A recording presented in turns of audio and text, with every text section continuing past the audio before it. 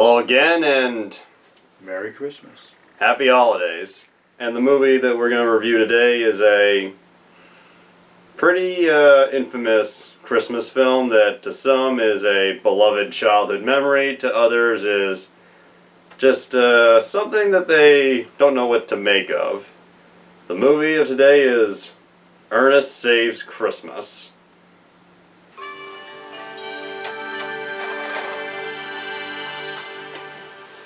M show.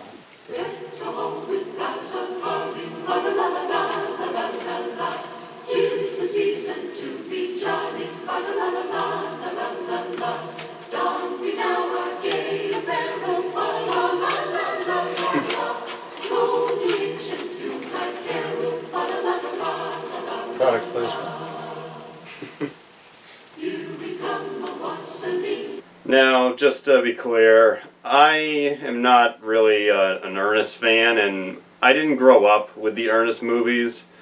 They were a bit before my time, and in fact, I'll be very honest, I did not see Ernest Saves Christmas until I was, I think, 20 years old, and the thing about the Ernest movies is they're very clearly made for, say, kids in the elementary school age range, and oh, Christmas tree.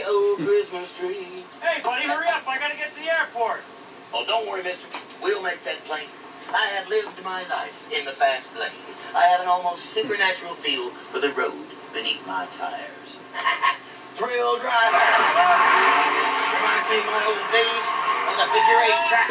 And in car number 9, this Ernest wore a bus careening, steaming, going to a second track record tonight.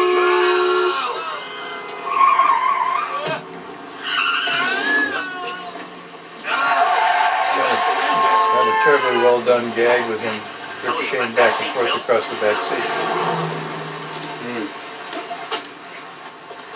Hey, mister, you can't get out here. Fun's fun, but you got a plane to catch. thinking back to when I was 10 years old, like I did see 2 Jim Varney movies when I was really young, Treehouse Hostage and the 90s film version of the Beverly Hillbillies, and I did enjoy those movies, so I'm thinking if I did see the Ernest films when I was a little kid, I think I would have enjoyed them, but seeing them as an adult, I just... Well, sir, thank you, mate. You're gonna make that flight after all. Come on, mister, this is no time to take a nap. You're gonna miss your flight.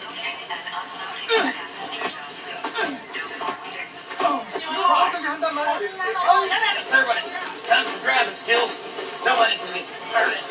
Hey, Warren. Here, roll this up. Yes, sir, curb the counter. Such bad, overdone gags. I just come at it from a different mindset, and since I didn't grow up with them, I don't have that nostalgia that would make, say, someone who did grow up with them overlook some of the flaws. But despite that, I have decided I'm going to make this one of those movies that I try to watch every December just because there's just a certain amount of Christmas fun to it. It's hard to explain, I just... Well, there are a lot of good qualities. There is some warmth to the movie. But as far as I can tell, and I haven't watched it until about an hour ago, the warmth and the best parts of the movie have virtually nothing to do with the Ernest character. There's a good cast around him. They try to do a story. Some familiar looking character actor faces. The person who played the Santa Claus, was just fine. He was played by Douglas Seal, who a lot of people, well, I'm not sure how many know, but he was the voice of the Sultan in Aladdin. I didn't know that. Sun getting to you? Oh, yes, it's not as bright at night. I'm usually here at night. There you go. Always keep an extra pair. Oh, thank you, Ernest. You know, I don't want to insult you or nothing, being as we just met and all, but you know who you kind of remind me of? Santa Claus? I guess you hear that a lot, huh? Oh, yes, but then it's to be expected. Because you look like him? Because I am him. Because you am him. How about that? Yeah, he was a pretty fun Santa Claus. Had a lot of good heart and was touching, and he was just a very nice person to watch and really made you feel nice. It was kind of along the lines of Miracle on, was it 34th Street? They, where a person claims he's Santa Claus. Of course, the whole world doesn't want to believe him, so on and so forth. But he really is Santa Claus. So this guy carried it off. He did that very well, and he related to the rest of the story very well. And he was even nice to Ernest, and for no reason other than he was Santa Claus, and I suppose he has to be nice to each one of us. Except for that guy that was making the horror movie about a monster terrorizing kids at Christmas. Oh yes, there was the punch in the nose from Santa, and it wasn't a very vicious punch in the nose, but it did carry the moment.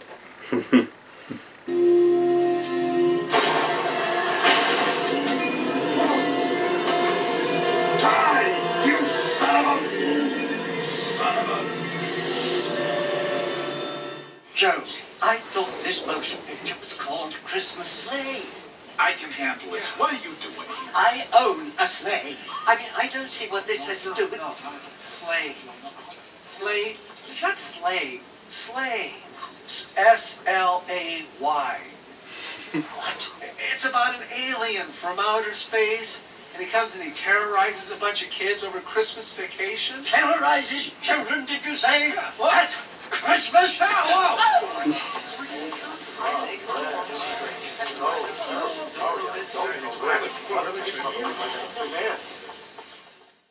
And if anyone might be wondering what the plot is, the plot is Santa Claus is retiring, and apparently the tradition is that when one person stops being Santa, they pass the torch onto the next Santa Claus.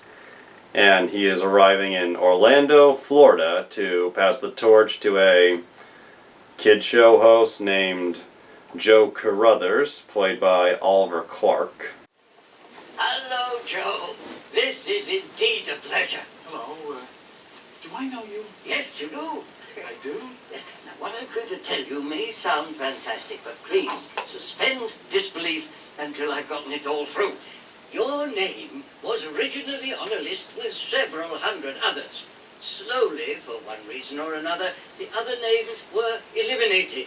The process took longer than I thought. But now I'm sure I have the right man for the job. And a guy who's all about making kids happy and being a good role model, that kind of stuff. And has a lot of good warmth as well, and you can see why he would want to pass it on, but like a lot of people, Joe just is skeptical and doesn't believe, but Santa doesn't give up, and just, what would you say? I would say there's chemistry between the two of them. Joe, who wants to believe but can't. He just lost his job as the weekly kid show host and all of that. He's not bitter or anything, but it's it's a hard thing to swallow that you're going to be Santa Claus, and the fact that you're going to become Santa Claus, and there's this he doesn't hear it until the kind of close to the end of the movie, that the spirit gets passed on from one Santa to the next. This particular Santa, we find out in the movie, is 151 years old, and he's starting to wind down a little bit, and it's time to pass it on. Starting to slip. Yeah, and You seem to be very much into this. Why don't you just continue being Santa Claus yourself? Nothing would give me more pleasure, but Joe, what I'm talking about is a torch. A bright, shining torch that is carried for a while and then passed on to another. If it is not passed on, the flame flickers and carried this torch for more seasons than I should have done. Because I loved it so much. But now, I've taken to making notes. Well, you can't do it that way. It shouldn't be done that way. It can't be done that way. It's time for someone new. It's time for you, Joe. And so he's got all kinds of problems. But the big problem seems to be that he waited until 2 days before the Christmas, when he absolutely couldn't perform anymore, to be able to pass this on to Joe Carruthers? Yeah. Joe, yeah. It's like a big lesson in you should do these things more ahead of time. Yeah, it is that. It is that. Santa has to be more organized than this, or it is really done by magic, the way they kind of portrayed it here. So that part's believable. It's magic. And everybody's probably wondering, who hasn't seen the movie, how does Ernest fit into all this? I've seen the movie, and I'm wondering that myself. You want to hang out? Take some of those lights on this bucket. Oh. This is party punch. Yeah, that ought to hold.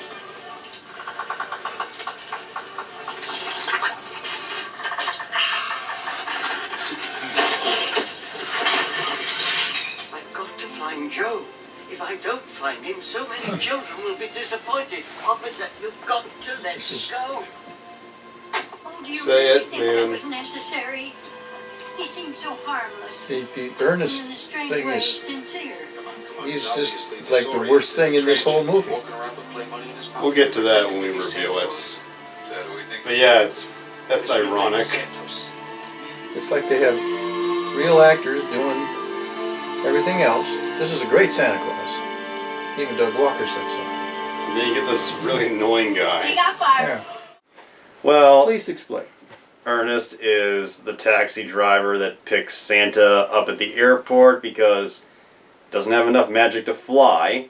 And while driving him to the place where Joe is currently working, Santa accidentally leaves his magic sack, as he calls it, in the back of Ernest's cab.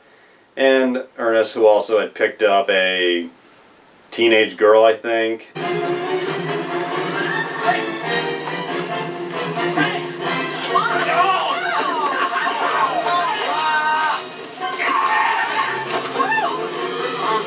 he all right? Please, Mr. Go, go, go, go, go. You see that guy back there? That's my mean uncle. He's making me work in that restaurant like a slave. He keeps me locked up in the basement where there's rats and... Who appears to be a runaway and kind of a scammer or something. Just someone who's trying to survive and not pay for anything. That kind of kid. Let's be clear, Ernest did not pick her up. She jumped into the cab and convinced him to take her away, that somebody was after her. Yeah. Yeah, I guess. There's not an evil bone in Ernest's body. A lot of stupid bones, but no evil bones. I didn't mean that when I said he picked the kid up. We had to clarify. We don't know who our audience is. Of course. Anyway, yeah, this kid jumps in, screams that she just escaped from a serial killer or something's basement, and Ernest is like, "You're safe with us, little lady." And the way he says that, the faces he makes, all I can think is, if I was a kid who jumped into that cab, he'd be like, "I don't feel safe in here." And I don't know if that's Ernest's real voice or that's a dub voice, but 3 times Ernest goes in doing a John Wayne voice expression. That was the first time. Yeah. And it doesn't get any better the second or the third time, but it was part of Ernest's charm. And I finally just escaped, so please don't let him get me, okay? Well, not worry, little lady. You're safe with us. John Wayne imitation by Ernest. Thanks. I'm Harmony Stark. And after leaving the bag in the car, Ernest and this girl whose name, at first we think is Harmony, then we find out later it's actually Pamela. They end up in possession of the bag, and after a little while they finally discover the magic that it has in it. And then he becomes obsessed with getting it back to the Claus, as he calls them. And Can I break in here?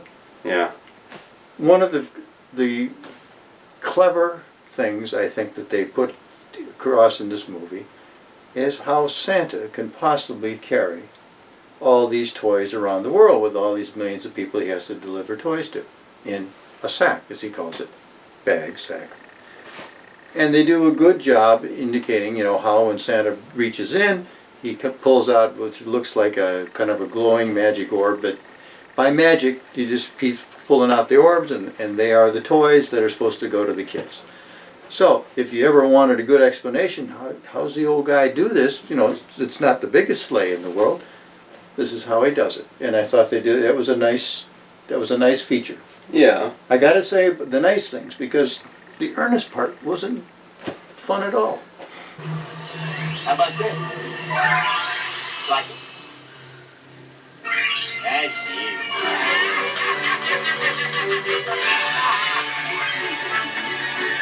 That's scary. Come on, Ernest. It doesn't work for you. Anyway, get back on track. They eventually find Santa and help get him out of jail, because sprouting your Santa Claus around can make people think you're a little boop boop.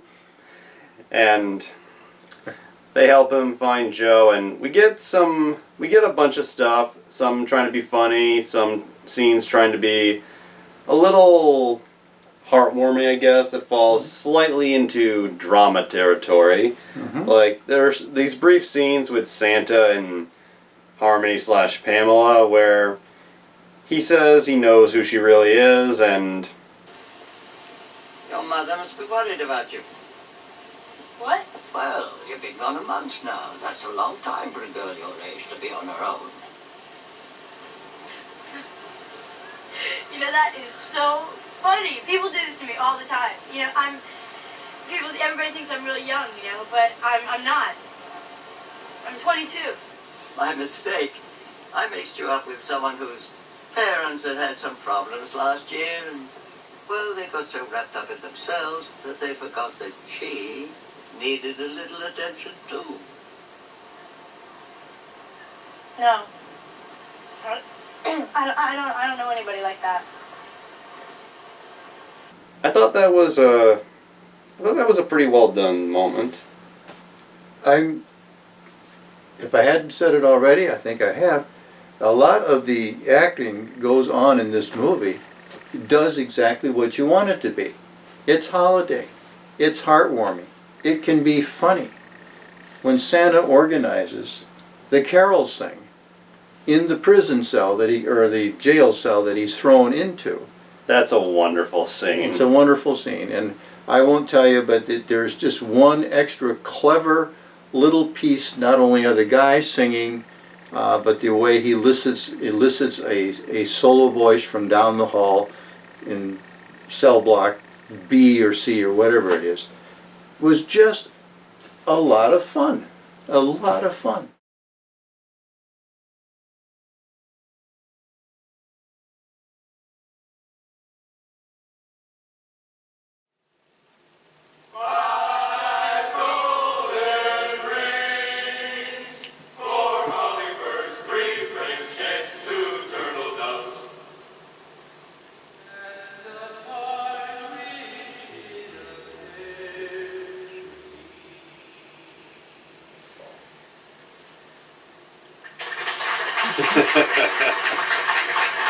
That's awesome. That moment was one of the most heartwarming things I've seen in a long time. That was just it was funny and nice at the same time, but it wasn't the only one. The Santa and the would-be Santa and the whole supporting cast, it was just what you wanted to see in a Christmas movie. Yeah, the arc with the Joe character, the Pamela character with Santa, they were all just wonderfully done. And now we get to the biggest problem with this movie.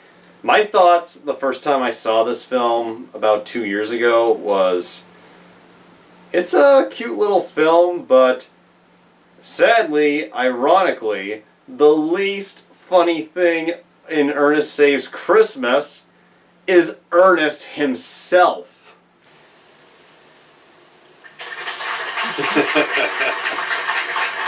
That's awesome. How can everybody but Ernest be funny? You have to be very careful though when you...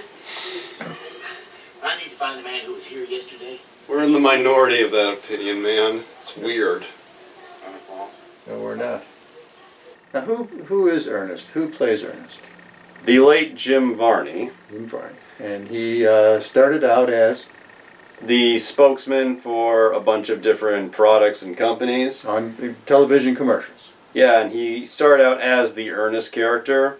The Ernest character, whose full name is Ernest P. Worrell, was a character who appeared in dozens, maybe hundreds of TV commercials for small businesses, just doing what we see him do here. And I reviewed a bunch of these commercials last month with my co-host Christine Jones on Old School Trailer Hounds, and we agreed the commercials are pretty funny. Mm-hmm. However, they're funny because they range from 30 seconds to a minute long. They're quick, they're brief, and they get the point across, and he does his thing. Mm-hmm. And I'll say, just because something is very funny for 30 seconds doesn't mean it can carry a 90-minute feature film. Hogan's Heroes, weekdays on your hometown station. You know, Vern, this must be some kind of a cigarette lighter.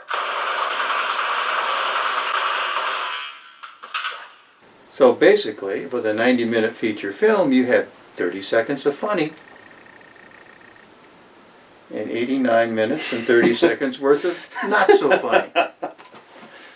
Millions of people all over the world celebrate Christmas every single year with colorful cards and festively wrapped packages with big bows. One Christmas And suicide. and I thought I heard a noise in the heat ducts. And you thought it was reindeer on the roof. No, I thought it was Santa Claus trapped in the heating system. And I pictured him wandering around in there trying to find a way out. And finally turning himself into sort of this big blob and oozing through the vent covers. Yeah. Oh my. You're a sick man, Ernest. We've got to She's get right. Santa Claus. And A big problem I find with the Ernest movies, like the ones I've seen, is that some of his jokes I do think are funny, and he does what every comedian is supposed to do. He puts out a joke every scene, one after another, but the problem is not every single one is funny, and we get maybe a funny joke, then a couple unfunnies, then a funny, unfunny, funny. It's inconsistent, and the unfunny ones just offset any ones that could be funny. Could be funny. Plus, the physical comedy that Jim Varney does for the Ernest character is just like inconsistent with anything else in the movie. I'm not opposed to slapstick, and I'm not opposed to physical humor, but it's just a lot of up. The taxi cab scene with the guy sliding, that was the first one he took issue with. Oh, there's just so many of them. And now, Jim Varney, he, at an early age, his mother put him into, I think beginning at 8 or 9 years old, into a kids' play group. I don't mean play, that they did plays, they did kids' theater group in his hometown.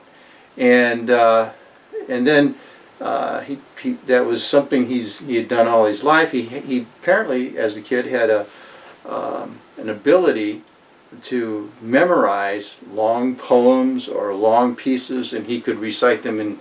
And I suppose he did that at family gatherings, and everybody was impressed and all that kind of thing.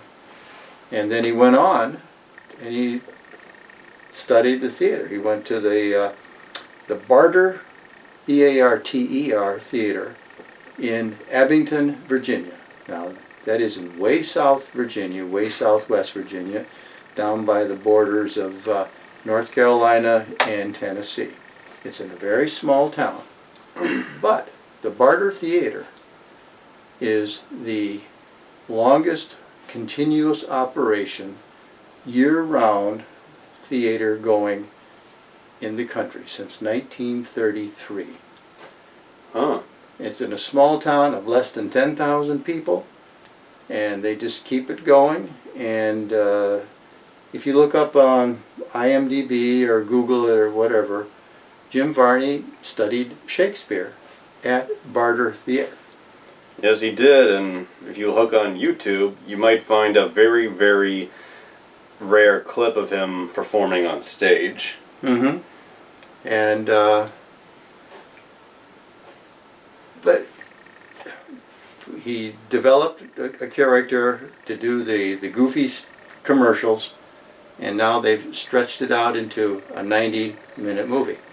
But this is the second 90-minute movie, followed by many more of these. I can't even believe it. There in total were 10 Ernest films. 10! If you can believe that. And that says to me that people who produce movies, even if they're not very good at it, have to have some expectation of a financial return. And so they must have gotten a positive financial return, a profit on at least some of the first ones, to be able to keep going like that. Remember I said I think I would have really liked this movie when I was a little kid? Well, this is what these movies were made for, little kids. So chances are, like a lot of kids' films, parents took them to see it, and I guess the kid must have really enjoyed Ernest. What? There are a lot of people today who say that Ernest, like Pee Wee Herman, was a huge part of their childhood. Okay. I suppose if you want to throw a movie into the DVD player and let your kids watch it, the worst thing you could see in this movie is Santa Claus punching somebody in the nose because he wants to have a violent Christmas movie. It's just beyond me. I think the problem is we're too old for Ernest. I'm too old for just about anything. And okay, I say that. You are more forgiving and have a younger guy's perspective on it, yes. What do you think of Jim Varney in whole as an entertainer? I can't say that I've seen a lot of them, but he seems to be up for just about anything. You've shown me some clips where he's done some things that I think were kind of tasteless. On the other hand, he's in the physical comedy realm. If you liked Dumb and Dumber, in that kind of physical humor, you would like Ernest, I think.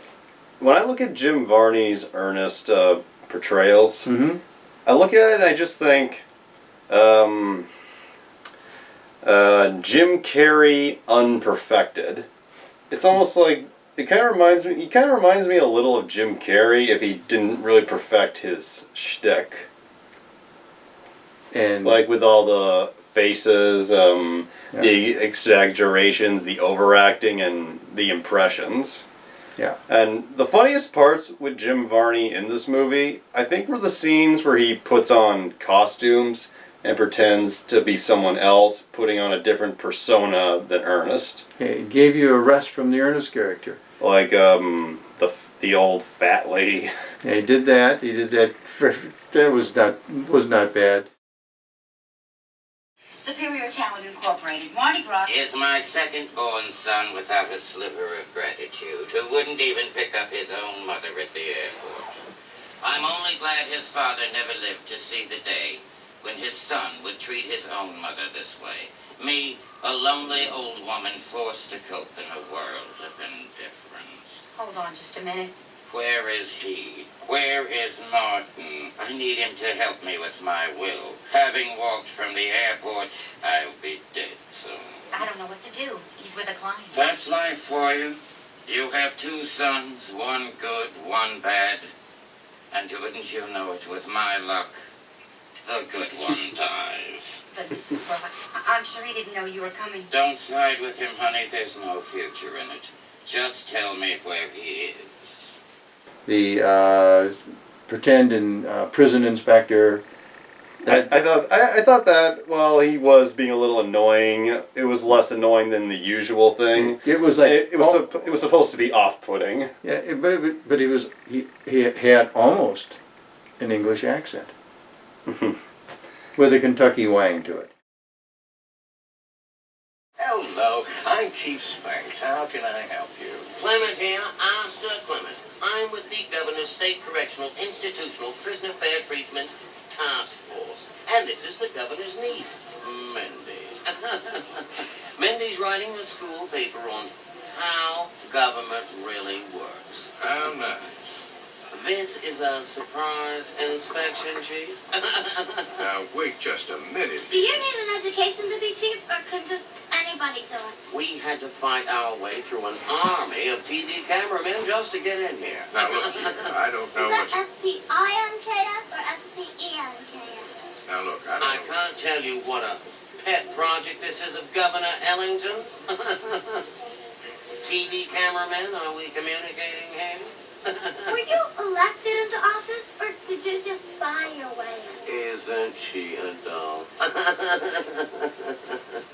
goal of this facility is to rehabilitate. And there was that snake guy thing. Yes, he had the dumb out of the country, spaced teeth, a lot of toothless places in his face. He had that guy down cold. A puka snake Okay, what's ranch. in the truck? Is this what a horror movie folk be? What? I got a truckload of snakes for them horror movie folk. Well, I better take a look. Careful now. They be poison snakes.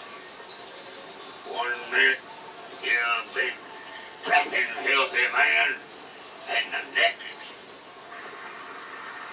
snap. You really get knotted up on your assets and get real crazy, especially on a day like today when it's real hot. Jim Varney was also the movies of his that most people, even younger than me, would probably know of are the first two Toy Story movies. Oh, he did voice acting, right? He was the voice of Slinky Dog.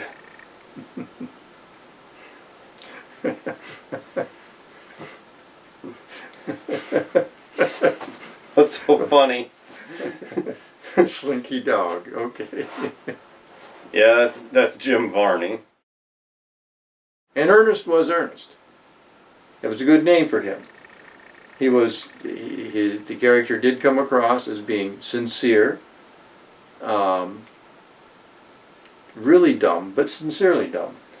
The character kind of reminded me a little of maybe Lou Costello or Peter Sellers when he was Inspector Clouseau. And Ernest had no mean bones in his body. They had the same kind of level. Like, I'm someone who actually is not the biggest Pink Panther fan because I thought the Inspector Clouseau character got really annoying and unlikable after maybe the second movie. So that's where I see a similarity between him and Ernest. And the thing about how this movie has a plot that could work without Ernest kind of reminds me of the Abbott and Costello movies, where you'd have Bud and Lou, and then you'd have these side characters that almost feel like they should have their own movie. Yeah. It kind of reminds me of that. It's kind of like a movie with an Ernest overlay. Yeah. Because it's still Santa passing the torch. The reindeer, hold up your spoiler. Okay. The reindeer arrive at Orlando International Airport in crates, which gives a good reason for the young girl to say, Santa needs to, ship things. So, you know, you create the unbelief. But it shows up in crypto. I think I hear something.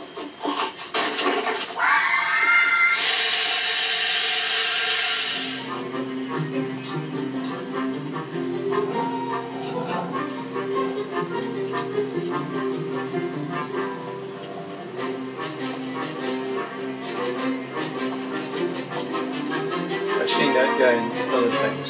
You know what I think that is? Maybe. I think those are I have. Latvian goats. You know, other small parts. Wait a minute. Gotcha. It could be aliens.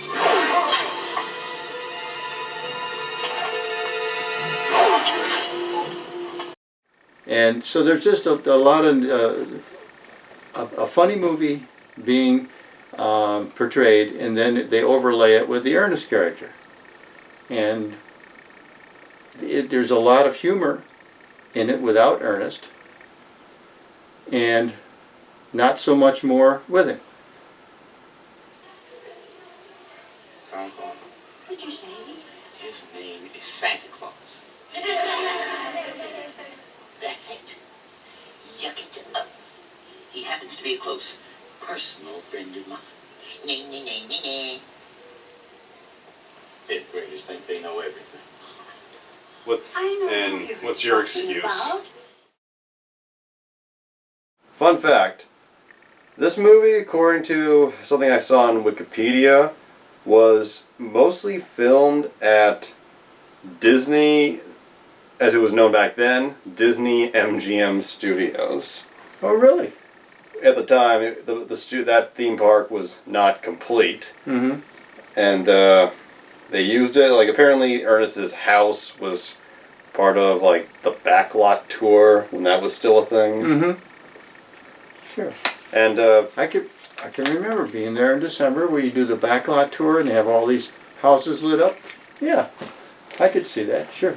yeah, and I don't know if you know this, but the movie was presented by Touchstone Pictures, which was for a long time, and I think it might still be. I haven't looked it up in a while. Touchstone, I think, is owned by Disney. It's a company that Disney would use to release movies that they wouldn't normally have under their name. Yes. We might be able to make some money, but we don't want to be associated with this thing.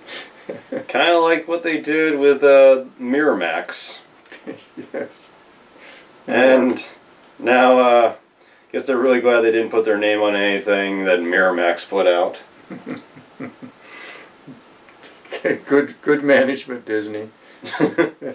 And the last part of the movie I think we really should talk about, the last part I think that's worth talking about is the one scene that really connects the movie to the original commercials. The scene where they visit Vern. Yes, Vern.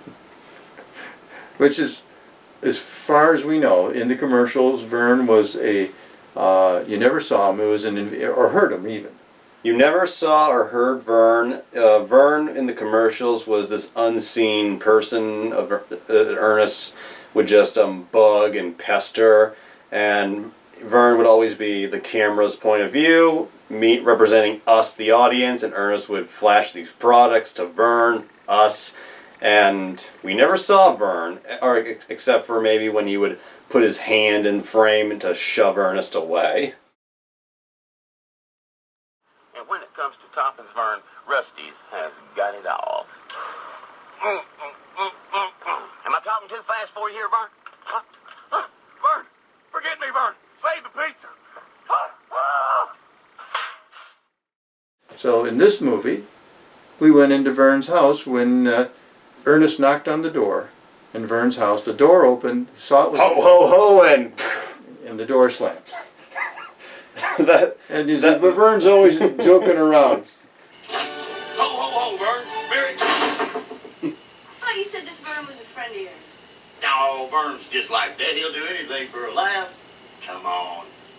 And so he comes in and just, you know, totally wrecks the guy's house by putting a tree up and on and on and on. It's Santa's little party helper. This is Harmony. You've been having a tough time helping her out. You know, kind of a father image kind of thing. Does the twig is bent, so grows the tree. Know what I mean? It'll look good right over here. Nice place. It's really you. Yep, I just sit right in there. Don't worry, I'll make it fit.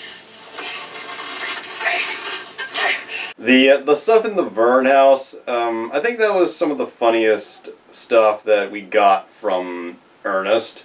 Just seeing him destroy this poor guy's home. Yeah, it was the least unfunny, I would say, of all the stuff that Ernest did, yes. Some crazy old guy stepping for a $30 cab ride, and instead of calling the cops, Bobo here knocked down the meter. Are those bacon cheeseburgers? I like this scene. It ain't like the cab company can't afford to give somebody a free ride every now and then. After all, Vern, it's Christmas time. It's a time for giving. A time for chestnuts opening on a roasted fire. A time for sleigh bells tinkling in the snow. And that puppy's really stuck, don't it? You know, Vern, it looks like a transmutation of 110 to 220, don't it? Just, you think that Vern would just come running at Ernest and go, You should at least see his thumbs around his neck closing in on his windpipe, yes. But we don't see any of that. Jesus.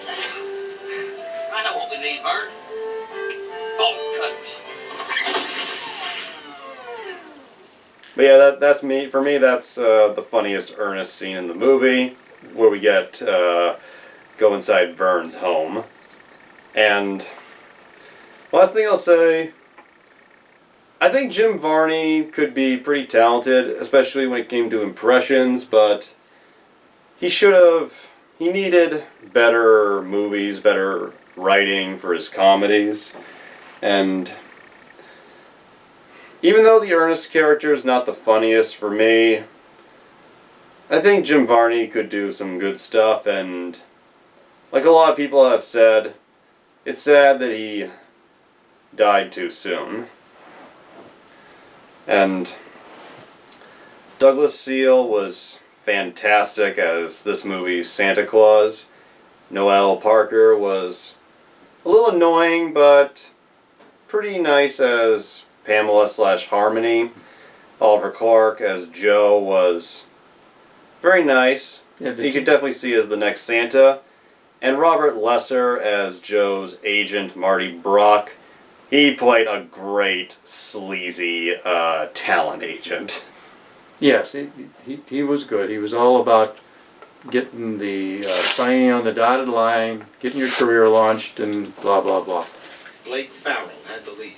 At the last minute, he goes skiing, falls flat on his puss, racks up a $5,000 nose job just like that. Do you love it? I love it. Yes, talk about luck, right?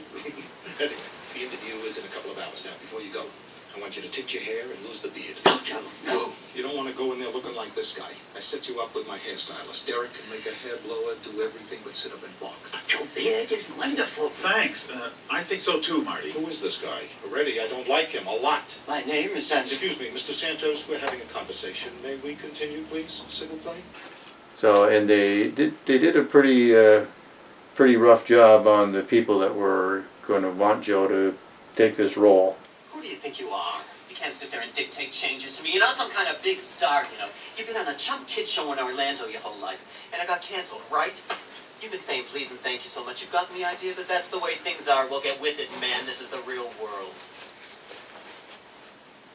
The guy started playing hardball with him at the end, so. As we know, producers are evil, and these days it's more true than just speculation. And, yes, we are finding out we now have many witnesses lining up willing to tell how evil they are. Yeah. And just because I believe in giving credit, this movie was written by Ed Turner and B. Klein. Let's hope their writing got better in the future, if they even got any other work. And Who knows?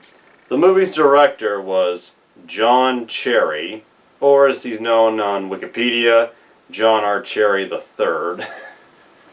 Whatever. And with the exception of maybe the first Ernest film and maybe one more, He directed pretty much all of the Ernest films, and he was one of the original creators of the character when they were doing the commercials. So, good or bad, it's nice that he stayed with Jim Varney throughout the whole thing. Yeah. And I just don't know why the character continued to have appeal, but it must have at some place. On Cupid, on Thunder, Squeaky, Squeak, Dopey, Grumpy, Blister. Yeah, that's good.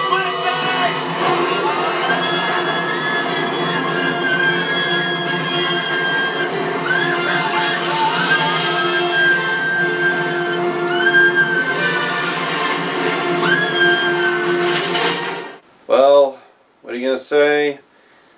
Me, I still think this film is fun, if it is a bit annoying and stupid at times, but it's got some nice parts. And like I said, I've decided that this will be a film that I try to watch every time around the season, just because it's just a Christmas movie. And like films like Die Hard, Christmas Vacation, they just feel like it just fell into that realm of I should put this on just to play.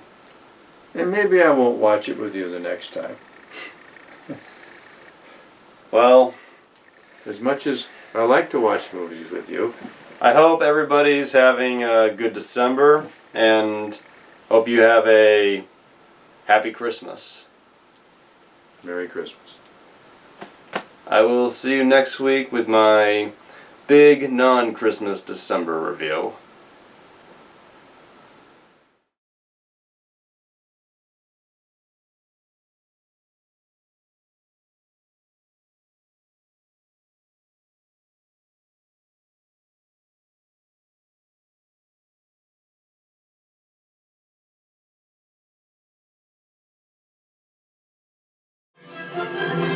Second unit director, Coke Sam's.